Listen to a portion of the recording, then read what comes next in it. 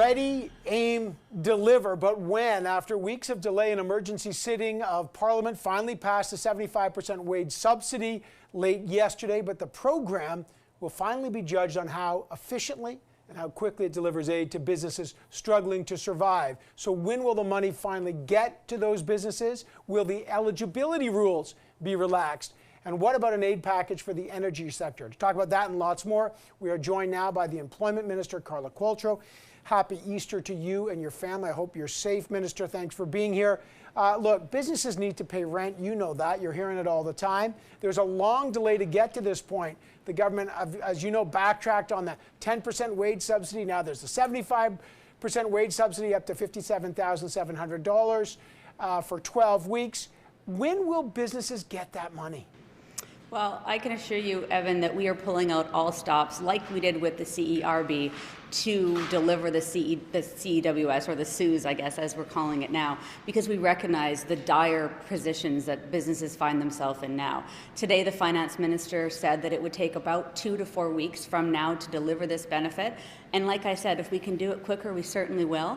But right now, the expected delivery date is 2 to 4 weeks from now. So 2 to 4 weeks, I mean, there are people that will, have been out of business essentially for months. They've been told to close. One of the criteria was that businesses first had to prove that they had a drop in revenue of 30% compared to this time last year. Then it was 15%. You've got the Canadian Federation of Independent Businesses saying, just drop that criteria. It's too complex. You're stopping people from getting the money. Will you drop it? Well, the way it's written is it's 15% for the month of March and then 30% for subsequent months. And it's my understanding that there's no intent at this point to change that criteria. What about people falling through the cracks, sole proprietors, people who are paying themselves with dividends, not salaries, new businesses? Will they be eligible? We have built into this, and thanks to the work of all parties, there's much more flexibility in this program now. Businesses that are sole proprietors, businesses that are self-employed individuals, when you have to show a revenue stream and a reduction in that revenue stream, but there's a lot more flexibility and a lot more eligible entities as defined under this law that will qualify for this and will be eligible to get this benefit. What about an aid package for the energy industry? I talked to Bill Morneau weeks ago. He said it's days away from coming. Will there be a specific package for the energy industry? Well, now that we've taken this broader approach on wage subsidies for all businesses, big and large, small and big, and nonprofits and charities, the Minister of Finance is turning his mind to a sectoral approach to support. And he spoke today in the House about understanding the number of industries, in particular oil and gas, that's been hit very hardly. And this isn't the first hit they've taken. We all know this. So we're looking at, and I don't have a timeline for you, but it is top of mind for the Minister of Finance. Okay, but just to confirm, it is a specific aid package for energy is coming?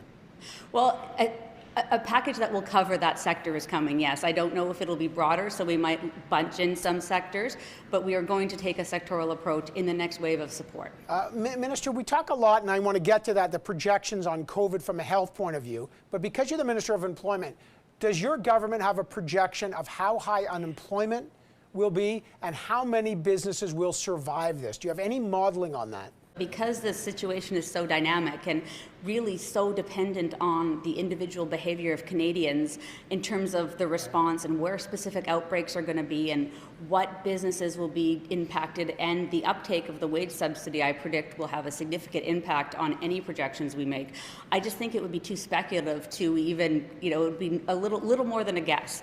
But we know for sure that many, many, many more jobs are on the line, and through initiatives like the wage subsidy, we hope to curtail that significantly. Let's talk about long-term health facilities. It's tragic what's happened in Quebec and Ontario. They're hot zones.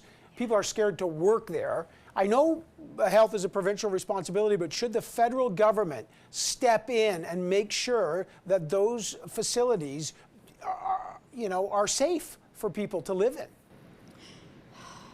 Well, I can tell you, Evan, that the Minister of Health is completely preoccupied by this and working with her colleagues closely. We're looking at ways that we can support provinces and territories where we're working with individual employers.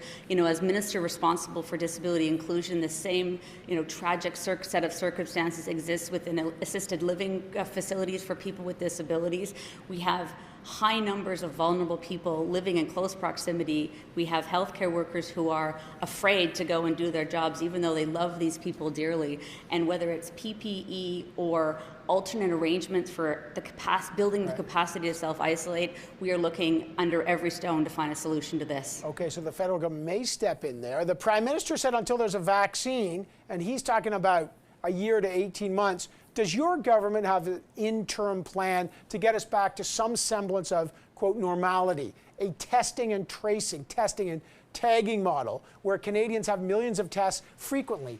Is that on the agenda? Are you gearing up for that? Well, we're always looking at ways that we can do more testing and working very closely, again, with the provinces and territories. We're building surge capacity within the public health agency, so if a province has a surge of cases, that we can help with the contact tracing, that we can help with increased efforts to test. We're leaning on students, we're leaning on retirees, we're leaning on volunteers. We're building an army that can go out there and really test, and in particular contact trace, because we know the more people we can find out there that might have come in contact, and the more we can self-isolate them or quarantine them if they've got the virus, the better we'll be able to get a handle on this. But Minister, the viruses we know now, it's asymptomatic.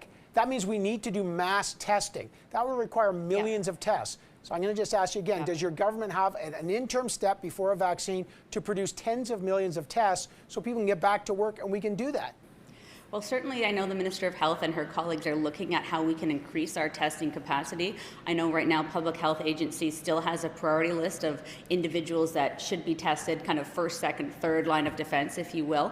Of course we need to increase our numbers of tests, and of course we're looking at, I know FAC has approved different companies to test their capacity to do individual testing.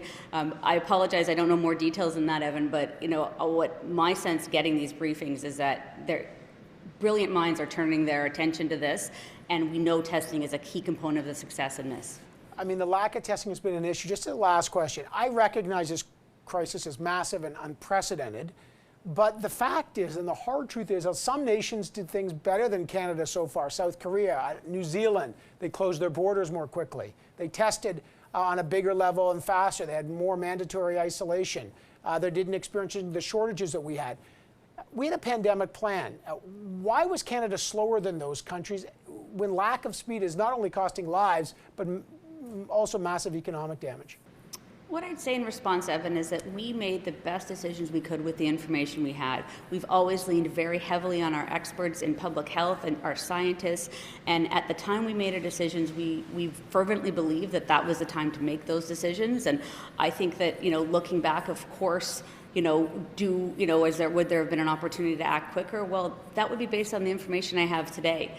And so I think what I would say is I don't feel like there was a time when we didn't act quickly and promptly on the information that we had in front of us.